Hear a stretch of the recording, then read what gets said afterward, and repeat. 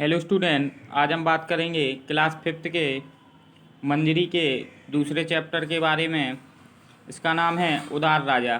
तो उदार का मतलब होता है दानशील या दयालु या स्वार्थहीन, जो किसी के अपने स्वार्थ में ना सोचकर दूसरों के बारे में सोचना, निस्वार्थ भाव से। तो चैप्टर है उदार राजा। अब इसका परिचय पढ़ लेंगे थोड़ा सा। तो प्रस्तुत कहानी में एक ऐसे राजा का वर्णन किया गया है जो अपनी दानशीलता के कारण प्रजाजनों में बहुत प्रसिद्ध था, किंतु उसकी इस प्रसिद्धि से कुछ लोग ईर्ष्या करते थे। परिणाम स्वरूप राजा का छोटा भाई उनमें सम्मिलित हो जाता है और विद्रोह कर राजा को निष्कासित का मतलब बाहर कर देता है। किंतु अंत में उसे अपनी भूल का एहसास हो जाता है। अब इसमें कठिन शब्द हैं: दानशीलता, हतोत्साहित, लोकप्रियता, ईर्ष्या, विद्रोह। अब चैप्टर की तरफ चलते हैं। तो श्रावस्ती में किसी समय रुद्रसेन नाम का एक राजा था। वह अपनी दानशीलता के लिए बहुत प्रसिद्ध था। वह किसी भी समय किसी को ना नहीं करता था। राजा के कुछ सामंतों को राजा के दान कार्य जरा भी पसंद नहीं थे। जो राजा दान करता था उसके सामंतों को पसंद नहीं आता था। वे अक्सर राजा को दान पुण्य करते समय हतोत्साहित करते थे। हतोत्साहित का मतलब कि उसका मनोबल नीचा करते थे। अगर राजा दान पुण्य करने जाता था तो उसके जो सामंत थे, सामंत का मतलब जमींदार होता है, एक जमींदार होता है जो बड़ी भूमि का मालिक होता है, तो उसे हमेशा नीचा दिखाया करते थे। हाँ, इसलिए वे राजा के विरुद्ध हमेशा इसी ताक में रहते थे कि जैसे भी हो राजा को किसी तरह नीचा दिखाया जाए। राजा रुद्रसेन का एक छोटा भाई भी था। उसे राजा रुद्रसेन की लोकप्रियता से, जो राजा की प्रसिद्धि थी, लोकप्रियता का मतलब होता है प्रसिद्धि, तो राजा की लोकप्रियता से बड़ी ईर्ष्या थी। जो राजा की लोकप्रियता थी उससे बड़ी ईर्ष्या थी। तो ईर्ष्या का मतलब हीन भाव रखता था, उसके विरुद्ध, राजा के विरुद्ध हीन भाव रखता था। इसका लाभ उठाकर ही राजा के सामंतों ने उसे राजा के विरुद्ध विद्रोह करने के लिए उकसाया। तो जो उसका राजा का भाई था उसको सामंतों ने उकसा दिया, क्योंकि वो भी राजा के विरुद्ध था। अब सामंतों का साथ देने से छोटा भाई विजय हुआ। तो विजय हो गया ये। अब आगे है, राजा रुद्रसेन को उसने देश निकाला दे दिया। तो उसने राजा रुद्रसेन को देश निकाला दे दिया और स्वयं राजा बन बैठा। तो देखो, सामंतों ने साथ दिया तो वो विजय हो गया, वो राजा बन गया, जो राजा का छोटा भाई था। अब उसने फिर इसके बाद राजा को देश निकाला कर दिया। इस कष्ट की घड़ी में राजा भी रुद्रसेन कुछ ना कुछ दान ही करता रहता था। तो इस कष्ट की घड़ी में राजा रुद्रसेन कुछ ना कुछ दान करता ही रहता था। राज्य की जनता राजा रुद्रसेन को बहुत चाहती थी और इसके छोटे भाई विक्रमसेन, तो विक्रमसेन था राजा रुद्रसेन का छोटा भाई, उससे जनता घृणा करती थी। प्रजा को डराने के लिए राजा विक्रमसेन को सामंतों ने उन पर कड़ा नियंत्रण रखने के लिए समझाया। तो जो राजा विक्रमसेन था उसने सामंतों से जनता पर कड़ा नियंत्रण रखने के लिए कहा। सामंतों की सलाह पर ही राजा ने प्रजा के बीच यह घोषणा करवा दी कि जो व्यक्ति है जो राजा रुद्रसेन का सिर काट कर लगाए, यहाँ देखो ये गलत है, जो राजा रुद्रसेन का सिर काट कर लाए उसे 1 लाख रुपए का पुरस्कार, जो 1 लाख रुपए हैं वो पुरस्कार में दिए जाएंगे। अब रुद्रसेन के जो जो भी प्रशंसक थे, तो राजा रुद्रसेन के प्रशंसकों में एक कवि भी था। जो राजा रुद्रसेन थे उनका एक प्रशंसक कवि भी था। वह बड़ा चतुर और बुद्धिमान था। उसने राजा विक्रमसेन को सबक सिखाने के लिए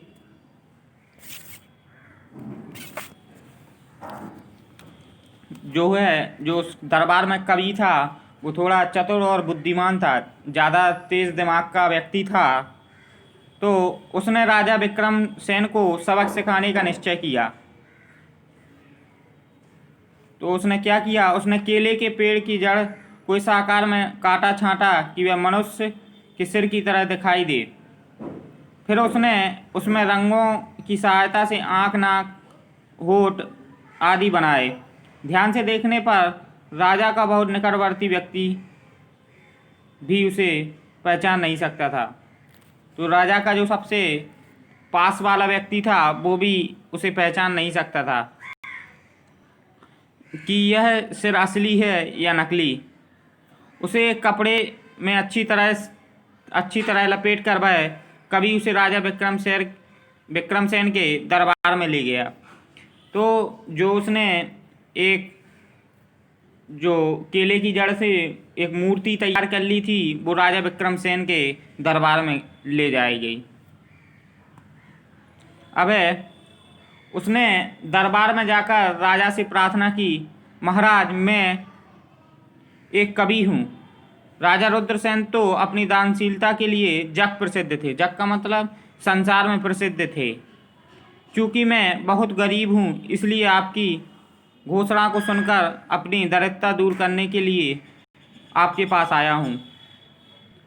मैंने आपके बड़े भाई मतलब राजा रुद्रसेन से कुछ मांगा तो उन्होंने मुझसे कहा, मैं तो तुम्हें इस समय धन नहीं दे सकता, परंतु यदि तुम मेरा सिर काट कर ले जाओ और उसे मेरे छोटे भाई राजा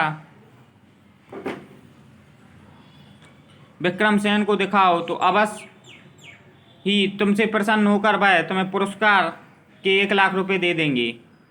लीजिए। तो जो उसने केले की जड़ से सिर बनाया था उसका तो वो राजा रुद्रसेन के सामने ले आया। जब आप अपने वचन का पालन कीजिए और मुझे पुरस्कार के 1,00,000 रुपये दिलवा दीजिए। यह कहकर कवि ने राजा को अपनी गठरी दिखाई। तो जो वो केले की जड़ से उसने राजा का जो सिर का हिस्सा बनाया था वो उसने राजा विक्रमसेन के सामने प्रस्तुत कर दिया। अब राजा विक्रमसेन ने जब अपने बड़े भाई रुद्रसेन का कटा हुआ सिर देखा तो उसे अपने सामंतों पर बड़ा क्रोध आया, क्योंकि उन्हीं की सलाह पर उसने यह घोषणा करवाई थी। तो यह घोषणा जो उनके सामंत जमींदार थे उनके कहने पर ही करवाई थी। अब उसे अपने बड़े भाई की दानशीलता के महत्व का पता चलता है। साथ ही वह गिलानी और पश्चाताप से भरपूर फूट फूट कर रोने लगा। तो गिलानी का मतलब कि अपने आप पर तरस आना, अपनी गलतियों को महसूस करना, और पश्चाताप हुआ और वह फूट फूट कर रोने लगा। अब यह देखकर कवि ने उनसे रोने का कारण पूछा। तो राजा ने कहा, मुझसे बड़ा भारी पाप हो गया। इन सामंतों के उकसाने पर मैंने अपने भाई की ऐसी दुर्दशा कर डाली। तो ऐसी दशा कर दी उन्होंने जो देखने लायक ना थी। जनता भी मुझे पसंद नहीं करती है और अपना भाई भी मैंने खो दिया। कवि ने जब विक्रमसेन का हृदय परिवर्तित होते देखा तो देखो, जब कवि के इतने चतुर दिमाग से बुद्धिमानी आदमी था तो उसने देखो उनका राजा विक्रमसेन का हृदय परिवर्तित होता हुआ देखा। तो उसने कहा, राजन, अगर मैं आपके बड़े भाई को पुनर्जीवित कर दूं तो क्या आप उनको उनका राज्य दे देंगे? तो देखो ये चतुर दिमाग का आदमी अपनी चाल चल रहा है। तो अब राजा विक्रमसेन कहते हैं जरूर दे दूंगा, पर क्या अब यह संभव है? तो राजा विक्रमसेन ने कहा कि क्या यह संभव है, अब जीवित करना संभव है? लेकिन उसे तो मालूम था कि वो केले की जड़ से बना हुआ है। तो यह कहते हुए विक्रमसेन कवि के पैरों पर गिरकर रोने लगा।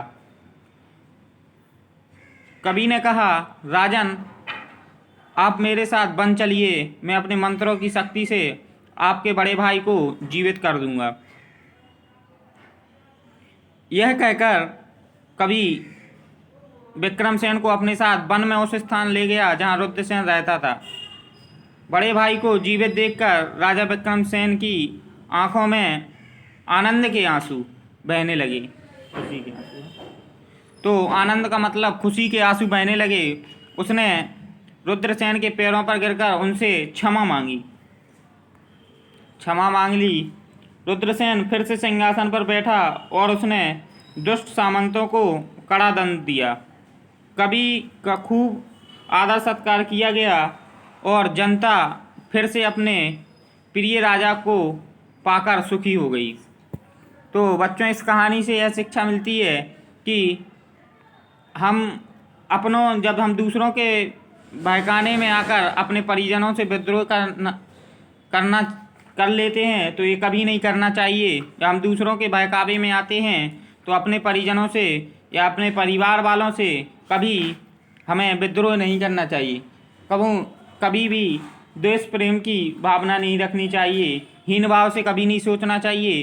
तो बच्चों, हमें किसी के बहकावे में नहीं आना है, अपने दिमाग से सोचना है।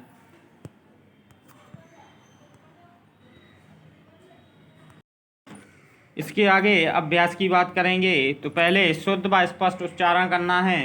तो पहला है दानशीलता, दूसरा है हतोत्साहित, तीसरा है विद्रोह, चौथा है पुरस्कार, पांचवा है विश्वास। तो पहले को दानशीलता में पढ़ेंगे, दूसरे को हतोत्साहित पढ़ेंगे, तीसरे को विद्रोह पढ़ेंगे, चौथे को पुरस्कार और पांचवें को विश्वास। अब है सही विकल्प चुनिए। तो सही विकल्प चुनना है। अब पहला है, राजा का कौन सा कार्य सामंतों को पसंद नहीं था? तो राजा का जो दान कार्य था वो सामंतों को पसंद नहीं आता था। तो इसका पहले का हो जाएगा दान कार्य। अब है रुद्रसेन के पश्चात राजा कौन बना? तो रुद्रसेन के पश्चात राजा विक्रमसेन बना। किसको पाकर प्रजा सुखी हो गई थी? तो उनके कहने का मतलब है कि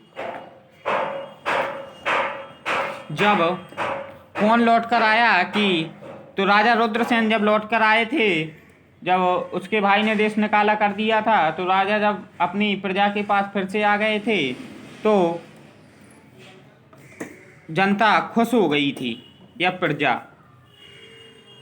अब अगला है, दानशीलता के लिए प्रसिद्ध कौन था?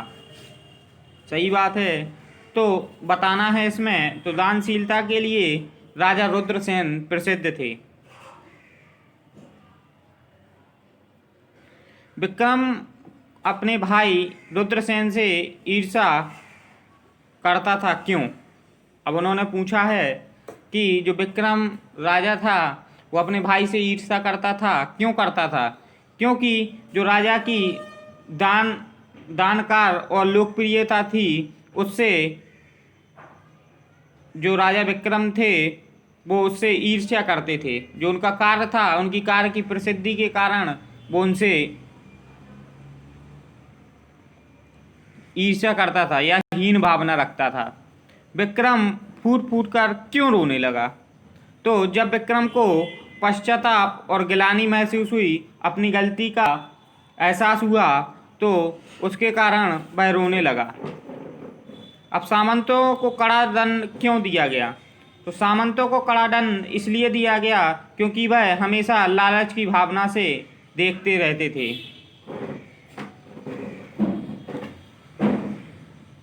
बताइए, क्या हम एक दूसरे से ईर्ष्या करनी चाहिए? यदि नहीं तो क्यों? हमें एक दूसरे से ईर्ष्या नहीं करनी चाहिए। क्योंकि हमें किसी से जलन क्या करनी, किसी से जलना क्या है, किसी के प्रति हीन भावना क्यों दिखानी। क्योंकि हमेशा व्यक्ति को उत्साहित करना चाहिए, हतोत्साहित नहीं करना चाहिए। क्योंकि उसे आगे बढ़ने के लिए बढ़ावा देना चाहिए, ताकि वह आगे बढ़ता रहे। ऐसा ना करो कि उसका मनोबल गिर जाए। इसलिए हमें दूसरों के प्रति ईर्ष्या नहीं करनी चाहिए। अगला है, निम्नलिखित प्रश्नों के उत्तर लिखिए। सामंतों को क्या पसंद नहीं था और वे क्या करते रहते थे? तो सामंतों को राजा की दानशीलता पसंद नहीं थी। जब राजा दान कार्य करते थे तो उनको पसंद नहीं आता था। और वे क्या करते थे, जब राजा दान कार्य करने के लिए जाते थे तो वो उन्हें हतोत्साहित करते थे। राजा रुद्रसेन के भाई ने उनके साथ क्या किया? तो जो राजा रुद्रसेन हैं उनके भाई ने उनके साथ ईर्ष्या की। उनकी लोकप्रियता से वह खुश नहीं था और उनसे जलता था, और उसने सामंतों के साथ मिलकर वह विजयी हो गया। और विजयी होने के बाद उसने राजा रुद्रसेन को देश निकाला कर दिया। अब है अगला, प्रजा किसे चाहती थी और क्यों? प्रजा राजा रुद्रसेन को चाहती थी, और इसलिए चाहती थी क्योंकि राजा रुद्रसेन एक दयावान व्यक्ति था और वो निस्वार्थ भाव से सोचता था, सभी के बारे में सोचता था। इसलिए प्रजा उसे पसंद करती थी। विक्रमसेन के पश्चाताप का क्या कारण है? तो जब कवि ने उसके भाई का सिर उसके समक्ष प्रकट किया तो उसे बड़ा दुख हुआ और उसे अपने भाई की दानशीलता की याद आ गई। और याद भी आ गई, और ये भी कह सकते हैं कि उसे अपने भाई की दानशीलता का महत्व पता चला। इससे उसे गिलानी और पश्चाताप हुआ, जिसके कारण वह फूट फूट कर रोने लगा।